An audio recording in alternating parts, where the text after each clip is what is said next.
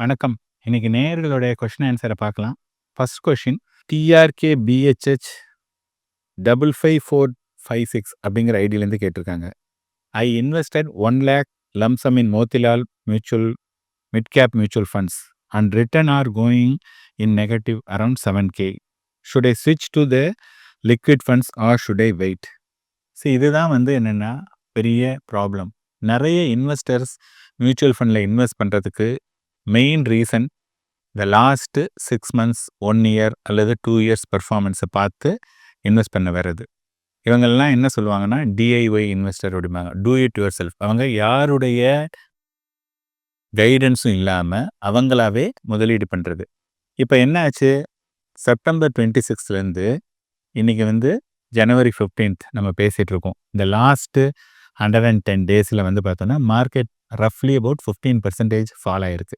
So செப்டம்பர்லேருந்து 15% fall ஆகிருந்ததுன்னா அதுக்கு முன்னாடி 15% return கொடுத்துருந்ததுன்னா அதையுமே இந்த ஃபால் எடுத்துடுச்சு. ஸோ மார்க்கெட் 3 மாதமாக தான் மார்க்கெட் ஃபால் ஆகிருக்கு. ஆனால் அதோடைய இம்பேக்ட் பார்த்திங்கன்னா ஆல்மோஸ்ட் ஒரு ஏப்ரல்லேருந்து most of the funds are negative அல்லது ஃபேர்லி பாசிட்டிவ் இந்த மாதிரி தான் இருக்குது. ஸோ மியூச்சுவல் ஃபண்டில் நீங்கள் இன்வெஸ்ட் பண்ணணும்னு நீங்கள் டிசைட் பண்ணிங்கன்னா மினிமம் 3 வருஷமாவது உங்களால் வெயிட் பண்ண முடியும் அப்படின்னா மியூச்சுவல் ஃபண்டுக்கு வாங்க. 3 வருஷம் வெயிட் பண்ண முடியாதுன்னா நீங்கள் மியூச்சுவல் ஃபண்டுக்கு இன்வெஸ்ட் பண்ணுறதுக்கு உங்களுக்கு தகுதி இல்லை அப்படிங்கிறத நீங்கள் எடுத்துங்க. அடுத்த விஷயம், மியூச்சுவல் ஃபண்ட்ஸில் எப்போ நீங்கள் இன்வெஸ்ட் பண்ணாலும் ஒரு 20% வரையும் ட்ரா டவுன் கீழே வரத்துக்கான வாய்ப்புகள் இருக்குது. இப்போ ஒரு 1 லட்ச ரூபா போட்டிருக்காரு இல்லையா, இப்போ வெறும் 7,000 ரூபாய் 7% ஃபாலுக்கே லிக்விட் ஃபண்டுக்கு போவா அல்லது நான் வெயிட் பண்ணணுமா அப்படின்னு 1008 கேள்வி கேட்குறாரு. ஸோ 20% வரை 1,80,000 போனாலும் நீங்கள் வெயிட் பண்ண முடியும் அப்படின்னு இருக்கிறவங்க மட்டும்தான் வரணும். ஏன்னா மியூச்சுவல் ஃபண்டுடைய returns sometimes it will give you first year second இயர்லேயே நல்ல ரிட்டர்ன் கொடுத்துருக்கோம். Most of the times first 2-3 years நல்ல ரிட்டர்ன் கொடுக்காம பின்னாடி பேக் எண்டாக ஒரு 4th 5th yearsல நல்ல ரிட்டர்ன் கொடுக்கறதுக்கு சான்ஸ் இருக்குது. ஸோ ஒரு 13% 3 வருஷத்துக்கு மேலே இணைஞ்சிருந்தீங்கன்னா கிடைக்கிறதுக்கான வாய்ப்புகள் நிறைய இருக்குது. இனிஷியலாக இப்போ இறங்கியிருக்கு அப்படிங்கிறதுனால நீங்கள் வெளியில் போக வேண்டாம். Just keep quiet. Day in and day out நீங்கள் மார்க்கெட்டை பார்க்காதீங்க. முடிஞ்சால் பணம் வந்ததுன்னா இன்வெஸ்ட் பண்ணுங்கள். மணிகண்டன் அண்ட் 2447 அப்படிங்கிற ஐடியிலேருந்து கேட்டிருக்காங்க. சார் வணக்கம், மியூச்சுவல் ஃபண்டில் ஸ்மால் கேப் பெஸ்ட்டா லார்ஜ் கேப் பெஸ்ட்டா சார்? ஐம் ஃப்ரம் திருச்சி அப்படின்னு போட்டிருக்காங்க.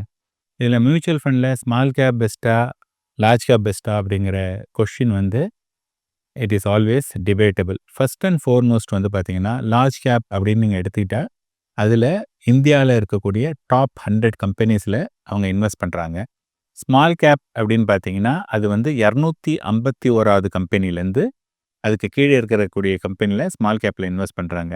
ஸோ க்ரோத் வைஸ் பார்த்தீங்கன்னா ஸ்மால் கேப்பில் அதிகம். அதே சமயத்தில் கம்பெனி லார்ஜ் கேப்போட கம்மியாக இருக்கிறதுனால அதில் ஃப்ளக்சுவேஷன்ஸ் ஜாஸ்தி. ஸோ இப்போ ஸ்மால் கேப்பாக லார்ஜ் கேப்பாங்கிறதுக்கான பதில், சார் எனக்கு நல்ல ரிட்டர்ன் வேணும், என்னால் ஒரு 5 வருஷத்துக்கு மேலே என்னால் வெயிட் பண்ண முடியும், இந்த அப்ஸ் அண்ட் டவுன்ஸை பற்றி நான் கவலைப்படலை, because I am only looking for the long term அப்படிங்கிற எண்ணம் இருக்கிறவங்க ஸ்மால் கேப்பில் முதலீடு பண்ணுங்கள். சார் எனக்கு ரிட்டர்ன் பெருசாக இம்பார்ட்டன்ட் கிடையாது, பேங்க்கில் போட்டால் எனக்கு 8% கிடைக்குது, அதை விட ஒரு 10-12% கிடைச்சாலே போதும், எனக்கு இந்த வாலட்டிலிட்டிலாம் அதிகமாக வேண்டாம், கம்மியாக தான் வேணும் அப்படின்னு நினைக்கிறவங்க லார்ஜ் கேப்பை சூஸ் பண்ணுங்கள். ஸோ ஸ்மால் கேப்பாக லார்ஜ் கேப்பாங்கிறதுக்கு 2 விதமான வியூ பாயிண்ட் கொடுத்துட்டேன். எது உங்களுக்கு சூட் ஆகுமோ அதை நீங்கள் சூஸ் பண்ணிங்க. மெடிக்கல் ஃபிசிசிஸ்ட் NM7UU அப்படிங்கிற ஐடியிலேருந்து கேட்டிருக்காங்க. ஹாய் சார், மந்த்லி நான் ஒரு 3K சேவ் பண்ணணும்னு நிறைய ஐடியா இருக்குது, அதை ஸ்ப்ளிட் பண்ணி இன்வெஸ்ட் பண்ணலான்னு ஐடியா இருக்குது. Like 1,500 in Canara Robeco mutual fund, 700 in gold, 800 in stocks, will it work sir அப்படின்னு கேட்டிருக்காங்க. இவர் மொத்தமாக இன்வெஸ்ட் பண்ணுறதே 3,000. அதுக்கு 1,500 அதாவது அதில் மியூச்சுவல் ஃபண்ட் வச்சுருக்காரு, கோல்டு வச்சுருக்காரு, ஸ்டாக் வச்சுருக்காரு. இவ்வளவு டைவர்சிஃபிகேஷன் என்னை பொறுத்தவரையும் தேவையில்லை. 3,000ன்னா ஒரு ஃபண்டு அல்லது 2 ஃபண்டு, ஒரு ஸ்மால் கேப் ஃபண்டு, ஒரு மிட் கேப் ஃபண்டில் 1,500 அவர் இன்வெஸ்ட் பண்ணால் போதும். கோல்டுலேயும் ஸ்டாக்ஸ்லேயும் ரூ. 3000 வச்சுட்டு அவர் இன்வெஸ்ட் பண்ணணுங்கிற நெசசிட்டி கிடையாது. இப்போ நீங்கள் பார்த்துட்டு இருக்கக்கூடிய இந்த video by and sell recommendation video கிடையாது, ஒரு எஜுகேஷனல் பர்பஸஸ்க்கான வீடியோ. மியூச்சுவல் ஃபண்ட்ஸ்ல முதலீடு பண்ணுங்க, மாசம் மாசம் எஸ்ஐபி போடுங்க, எஸ்டபிள்யூபில நிறைய ரிட்டர்ன்ஸ் கிடைக்கும் அப்படின்னு எல்லாரும் சொல்றதை கேட்டு குழம்பி போயிருக்கீங்களா? இனிமேல் அந்த கவலையை விடுங்க. பொருளாதாரம் சம்பந்தமான உங்களோட சந்தேகங்கள் எல்லாத்தையும் ஈடி தமிழ் ஆஃபீஸ்க்கே நேரடியா வந்து எக்ஸ்பர்ட்ஸ் கிட்ட கேட்க முடியும். அதுக்கு நீங்க செய்ய வேண்டியதெல்லாம் உங்களோட பெயர் மற்றும் கான்டாக்ட் நம்பரை ஸ்கிரீன்ல தெரியுற இந்த நம்பருக்கு வாட்ஸ்அப் பண்ணுங்க. நாங்க உங்களை நேரடியா தொடர்பு கொண்டு மற்ற விவரங்கள் எல்லாம் சொல்லுவோம். உங்க சந்தேகங்களை உங்களுக்கு ஃபேவரட்டான எக்ஸ்பர்ட்ஸ் கிட்ட கேட்கிற இந்த ஆப்பர்ச்சுனிட்டியை மிஸ் பண்ணிடாதீங்க.